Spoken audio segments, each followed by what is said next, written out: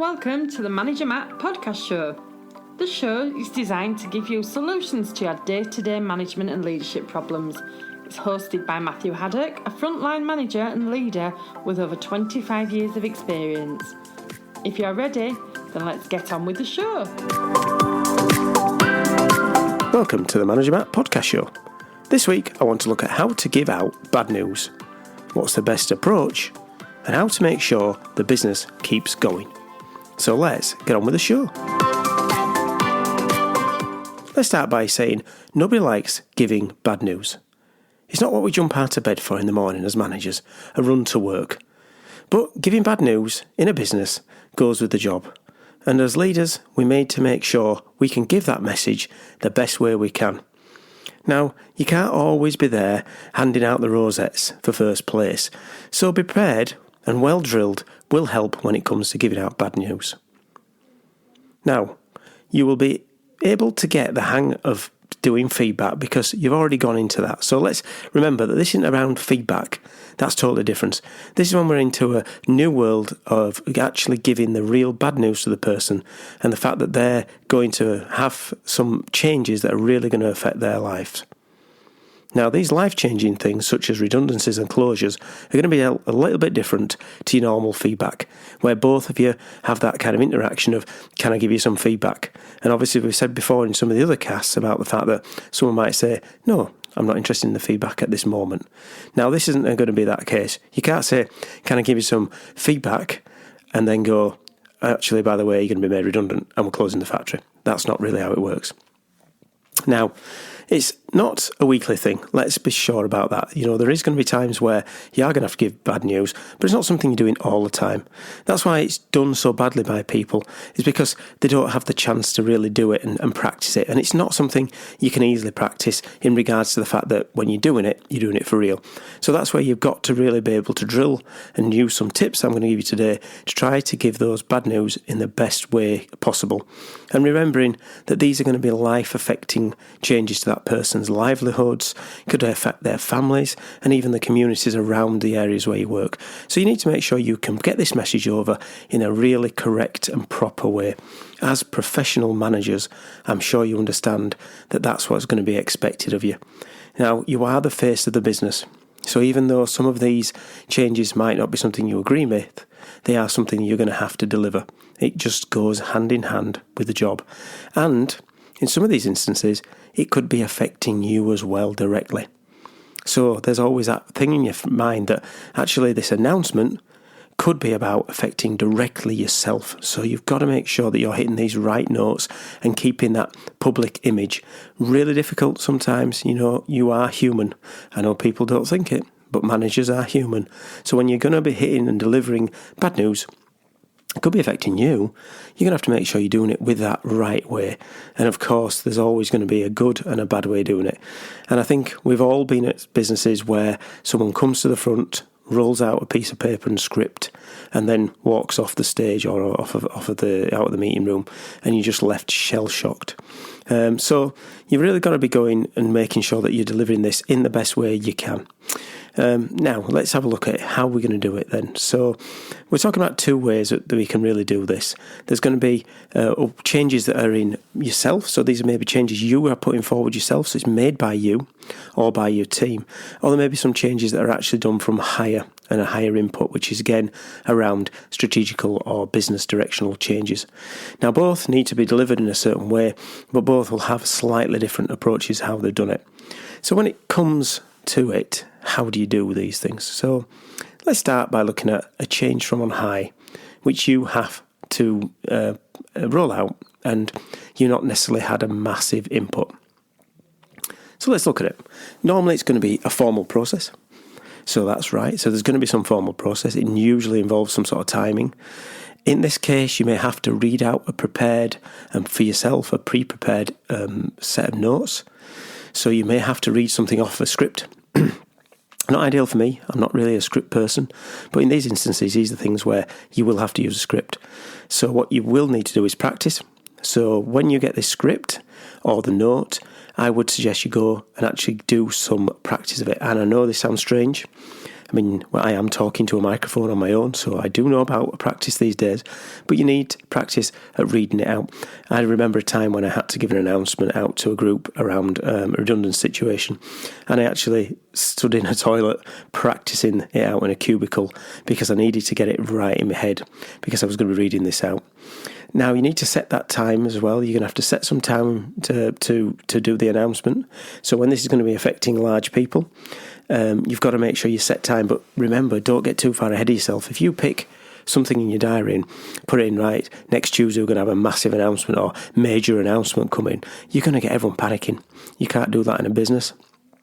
So what you really need to be doing is setting the time, but it's probably not going to be a long way ahead, and then if it's going to be affecting a large amount of people, you need to make sure that you get the people into a situation where they can all hear the message. That's been difficult with COVID, obviously, but when things return to a normal situation, you would be having large meeting rooms. Sometimes if it affects a massive amount of people, they may have to get somewhere off site to do it, which again has its own problems. Because, of course, when these announcements comes out, if you do it in two smaller groups, the ripples will run quickly, especially with the people and the communications we've got in our pocket. Before you know it, the ripples will be out and the worry will spread. So by the time you've done your first set of announcements, if you're doing the one the next day, the people have already got the message. They're not going to keep a secret if it's something as big as a job loss or a shift change or a plant closure. You need to sort of make sure that you have time to explain that to them as well. So, you can't come over as being too detached, but there is going to be some times where you can't answer a lot of questions. So you might be getting a lot of questions asked. At one time when I had to read out on these situations, the actual end said no questions. Very hard for myself, who's quite engaging, to walk away and not have any questions. But you had to do that in this instance, and that was really difficult. So if you've got that, you need to almost be explaining up front, I can't answer any questions directly this minute, but I will take your questions and get you some answers as soon as I can. And that will just get people to understand that you're there and you're involved. And, even though you're reading it out, you are a person, a human. So just remember to make sure you have some sort of personality when you go through it. You can't be too happy, smiley, clappy. That ain't going to happen. You are being professional, but remember, be a human. And, one of the things you really need to learn is when you've got one of these ones, which is a formal, must be read out, sometimes that's a timely thing, so you have to read it out at the same time as another area or an announcement going to the city. You have to make sure you hit it on the time. And one of the big things is don't speak off the record. You can't have your opinion at this point. So it's not about, I'm reading between the lines. Don't read between the lines. Don't speak off the record. In this instance, you're going through it. You're going to have opinions, but you're going to have to make sure you're not answering those ones because at this moment it's formal. You will have time, usually through consultation, where you'll sit down and you'll talk through with the individuals or in the groups who will have representatives. But one of the big things at this point is you're giving the message over, you're delivering it. You're maybe not taking questions then, but you're going to give them a forum to give those questions over. And then you need to leave them with the time to digest.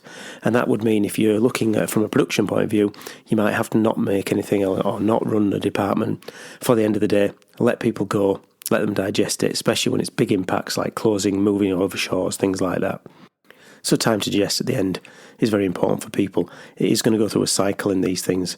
There's going to be a denial, there's going to be anger, there's going to be this sort of surely we can do something about it, and then there'll be the acceptance. So we know people are going to go through that in any change. But when it is a big number of people or you're having to read it out in a formal sense, it's making sure that you are professional, you're not too distant, but you are reading off the script and obviously giving time for people to digest.